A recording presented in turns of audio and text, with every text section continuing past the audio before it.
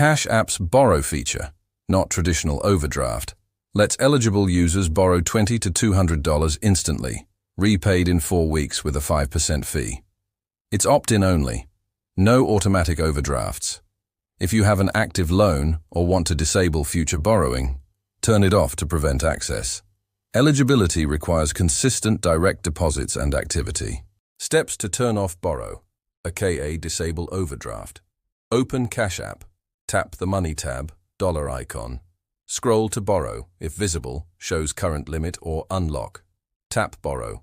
Look for Manage or Settings, gear icon.